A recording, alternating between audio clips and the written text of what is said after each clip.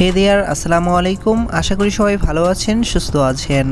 আজকের ভিডিওটি হবে আমাদের সবার পরিচিত দুই মুখ দিশামণি আর সিমরান লুবাবাকে নিয়ে। শিশু শিল্পী হিসাবে তারা দুজনই বেশ জনপ্রিয়। তবে সিমরান লুবাবা তার অল্প বয়সে একটু বেশি পাকনামির জন্যই বেশি পরিচিত।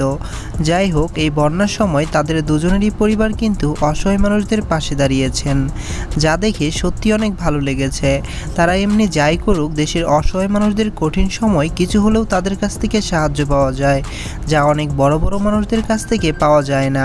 সিমরান লুবাবা তার মধ্যে যে ক্রিয়েটিভিটি নেই এমন কিন্তু না, ক্রিয়েটিভিটি আছে। তবে তিনি মাঝে মাঝে এমন সব উল্টাপাল্টা কথা বলেন যা তাকে ট্রল করতে বাধ্য করে। অল্প বয়সে জ্ঞানের ভান্ডার সাজে, যা মানুষের পছন্দ না। এইটাই তাকে পছন্দ না করার সবচেয়ে বড় কারণ। অন্যদিকে দিশামণিও বেশ জনপ্রিয় মুখ। দিশামণিকে নিয়ে ট্রল হলেও খুব একটা বেশি না। তার বেশ কয়েকটি নাটক, মুভিতে অভিনয় রয়েছে। এছাড়াও ফেসবুক কন্টেন্ট ক্রিয়েটর হিসাবেও পরিচিত সে। আপনাদের কাছে ভাইরাল এই দুই শিশু শিল্পীর মধ্যে কাকে সবচেয়ে বেশি ভালো লাগে, লুবাবা নাকি দিশা? অবশ্যই কমেন্ট করে জানিয়ে দিবেন।